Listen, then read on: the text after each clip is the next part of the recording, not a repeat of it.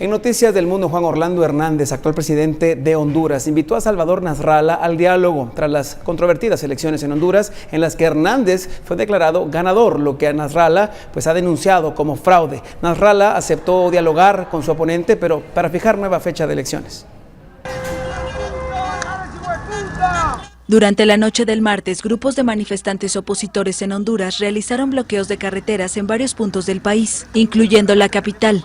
Los inconformes insisten en un fraude en las elecciones del 26 de noviembre, en la que, según el Tribunal Supremo Electoral, el presidente Juan Orlando Hernández resultó electo.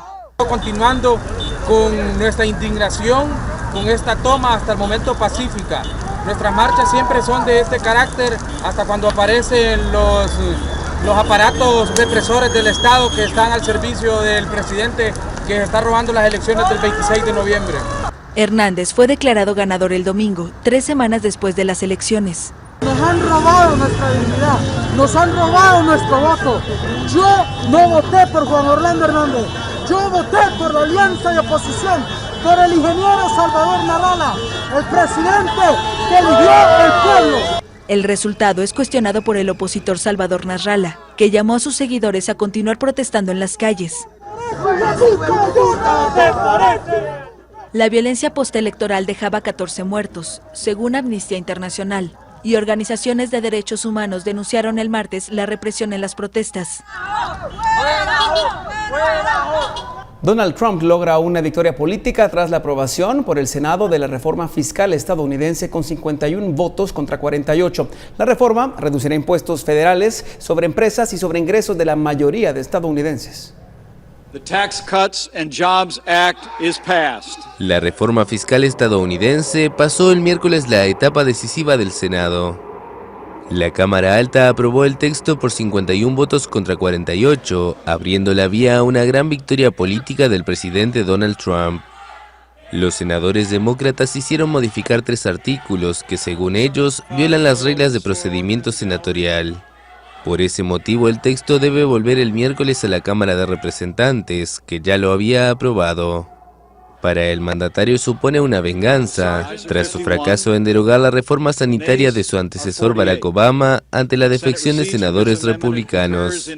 La reforma tributaria reducirá desde 2018 los impuestos federales sobre las empresas y sobre los ingresos, algo que costará 1,5 billones de dólares para las finanzas públicas en la próxima década. Sin embargo, Trump espera que acelere la economía más allá del 3% actual, lo que generaría nuevos ingresos fiscales. La crisis nuclear de Corea del Norte es tema que preocupa principalmente a Estados Unidos y a Canadá, por lo que anunciaron una cumbre de cancilleres que incluirá representantes de Japón y Corea del Sur.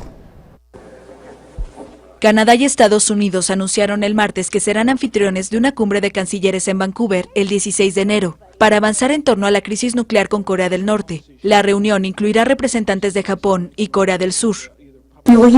Utilizaremos esta reunión como una oportunidad para avanzar en nuestro trabajo y esfuerzos diplomáticos hacia un futuro más pacífico, próspero y libre de armas nucleares en la península de Corea del Norte, y para demostrar solidaridad internacional en nuestra condena de las acciones de Corea del Norte. Freeland aseguró que la iniciativa incluirá medidas que se puedan tomar para incrementar la presión sobre el régimen de Corea del Norte, así como para preparar las condiciones para iniciar conversaciones. No la aceptaremos como una nación nuclear, una nación de armas nucleares, y todos nosotros compartimos una sola política y una meta que es la completa desnuclearización de la península coreana. Durante su encuentro, Freeland y Tillerson abordaron también la renegociación del Tratado de Libre Comercio de América del Norte, que vincula a ambos países y a México.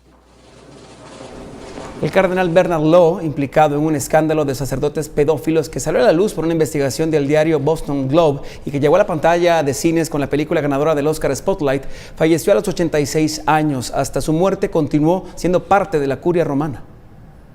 El cardenal estadounidense Bernard Law, involucrado en un enorme escándalo de sacerdotes pedófilos en Estados Unidos, falleció el miércoles a los 86 años. En 2002, cuando todavía era arzobispo de Boston, Law reconoció haber protegido al sacerdote Paul Cheney, contra el que existían numerosas pruebas de abuso sexual infantil. Debido al escándalo, Law abandonó la ciudad, pero fue nombrado arcipreste de la Basílica de Santa María la Mayor, por lo que formaba parte de la curia romana. Una investigación del diario Boston Globe permitió revelar cómo la jerarquía local, con Loa a la cabeza, había cubierto de forma sistemática los abusos sexuales cometidos por unos 90 sacerdotes durante varias décadas. Spotlight, ganadora del Oscar a Mejor Película de 2016, retomó la investigación, dando voz a los supervivientes. Una visita a la zona arqueológica de Chachobén se convirtió en tragedia al volcar un bus de turistas en Quintana Roo. 12 personas perdieron la vida. La gente, pues ya... Al menos 12 turistas murieron el martes en un accidente carretero en el estado de Quintana Roo, al sur de México. Entre los fallecidos hay un menor, además de 18 heridos. Los visitantes se dirigían a una zona arqueológica en un autobús con 31 pasajeros. Entre los fallecidos habría ciudadanos de Estados Unidos, Suecia y Brasil. El autobús de una línea de servicios turísticos se accidentó en la carretera de Mahahual cuando se dirigía a la zona arqueológica de Chachobén. Las víctimas arribaron en el crucero Royal Caribbean, según dijo previamente el gobierno del estado. Se desconocen las causas del accidente ocurrido en una carretera que corre en línea recta y con escaso tráfico. Mahahual está localizado a 350 kilómetros al sur de Cancún y cerca a la frontera con Belice. Quintana Roo. Manuel Jesús.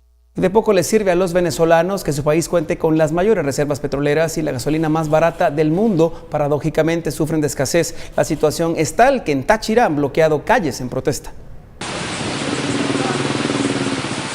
El estado venezolano de Táchira, fronterizo con Colombia, vivió el martes una jornada de bloqueos de calles en protesta por la falta de gasolina.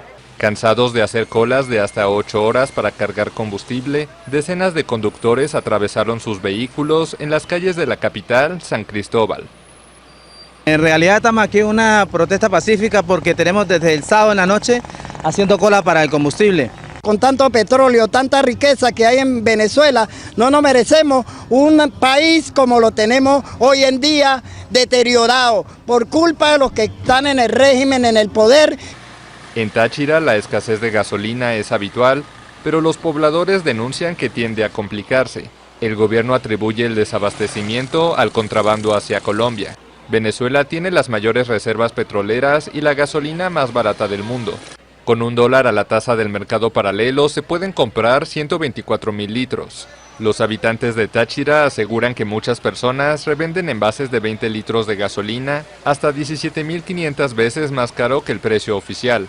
El gobierno de Nicolás Maduro ha denunciado que las sanciones económicas de Estados Unidos contra Venezuela han complicado la importación del combustible necesaria para satisfacer la demanda. 19 muertos y 25 heridos es el resultado de bombardeos nocturnos en la provincia siria de Idlib, que está bajo control de la coalición yihadista de Tahrir al-Sham.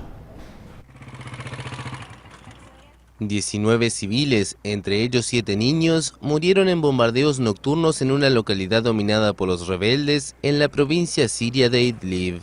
Según el Observatorio Sirio de Derechos Humanos, los ataques fueron probablemente perpetrados por la aviación rusa, que brinda apoyo militar al régimen sirio.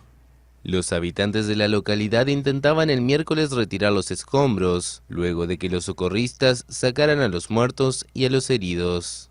25 personas resultaron lesionadas en el ataque y algunas de ellas están en estado grave. Gran parte de Idlib está bajo control de la coalición yihadista Tahrir al-Sham, compuesta principalmente por el exbrazo de Al-Qaeda en el país. La provincia es una de las zonas de distensión creadas en Siria para reducir la violencia, tras acuerdos entre Rusia e Irán, aliados del régimen, y Turquía, que respalda a la oposición. Comercial, siga con Noticiero Guatevisión.